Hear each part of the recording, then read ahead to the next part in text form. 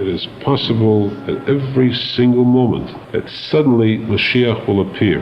How embarrassing it would be for those who had lost their faith, chas v'shalom. We once mentioned the story that Arizal told, it's a story fit for Pesach, known as the story of the Moror.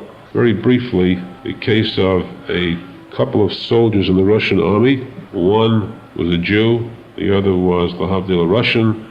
It was customary that they would leave for vacation on their holidays. The Jew would leave on Pesach, the Russian, the Goy, would leave on his holiday, but this Goy had no place to go to. And so the Jew advised them to go to the home of, pretend he is Jewish, go to the house of a rabbi on the night of Pesach for the seder. There you'll have a wonderful meal. The guy went there, he was invited in, thinking he was a Jew. He sat down at the seder table not knowing what to expect. When he saw them distribute at first a glass of wine to each person, he drank the wine. It was very distasteful because he had fasted all day, believing in the promise he'd have a wonderful meal. On an empty stomach, a glass of wine was not too wholesome. But he figured it was worth going through the strange Jewish ritual to get that meal he'd been promised. After the glass of wine, he watched carefully and saw that the head of the table, the rabbi distributed a small piece of vegetable, karpas. He can barely make out what it was, and this, for his empty stomach, certainly served no purpose. Then, he very impatiently, very frustratingly watched the way the entire brood of Rabbi's children, one after the other, recited the Manishtana, not knowing what they were talking about, but to him it was torture having to wait that long. He could have destroyed them with his looks. But he had to have patience. He went through it all until the rabbi read through the Haggadah. A couple of hours passed, and finally they put the Haggadahs aside, and they washed, and the rabbi distributed what looked like maybe food. It turned out to be something like very hard cardboard. The Shmura matzah to him was certainly had no taste at all. He'd never eaten anything like it. He had to chew this down, and then he figured that his patience was coming to an end, but he'll still wait a little. Of course, first he had the second cup of wine, that goes without saying. Now at this point, he figured, I'll give them one last chance. If I get the meal now, good. If not, then out. At this point, he was asked to open his palm. The rabbi slammed something down on it. He put it in his mouth quickly. This was the moror. He swallowed that chunk of moror. This was fresh horseradish.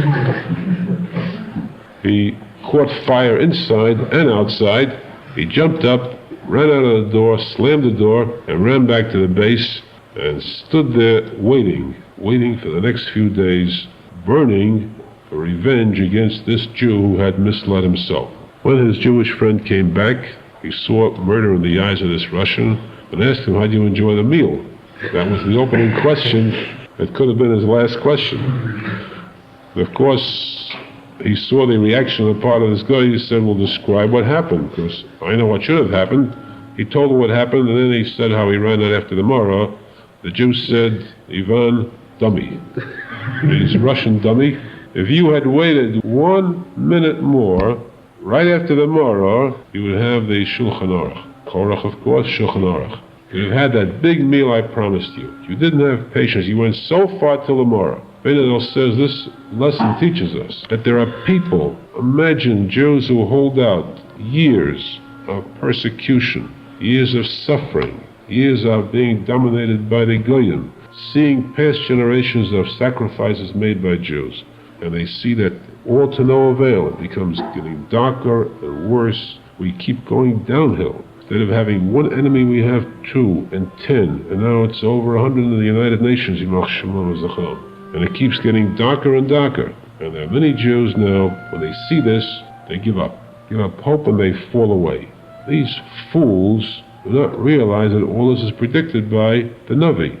Navi says, V'hoyoli eis erev yihye or.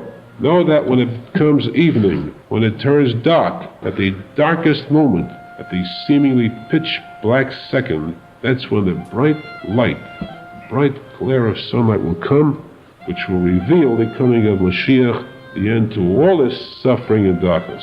We have to know that at this moment of Morah, the bitterest and darkest moment, that's when we are tested with our faith. And those people who hold out at a time like this, their faith remains steadfast, stalwart. This is what the Arizal said. The world will be shaken at the time Mashiach comes, as you shake out a blanket or a sheet to get rid of any dust on it. The whole world will tremble like an earthquake, and trembling all those who are weak will lose their grasp and will fall away from the world, will be destroyed. It's only those who have a tight hold on the tzaddik emes, those who strengthen themselves with true emunah, they will remain attached, and they'll be zeichet to see what happens after this earthquake, after this tremor, with the coming of Mashiach, the true simcha, and seeing the Yeshua Klolius. All this suffering will come to an end. The Jews will finally be able to return in victory and in glory to Eretz Yisrael, land of Israel, land of Hashem, guided and governed by the Torah Kedosha, with only Hashem as the King of the entire universe. The day when Hashem will be Echad U'Shmei Echad, this day with the coming of Mashiach, the Ben Beis Hamikdash, Amen, Amen.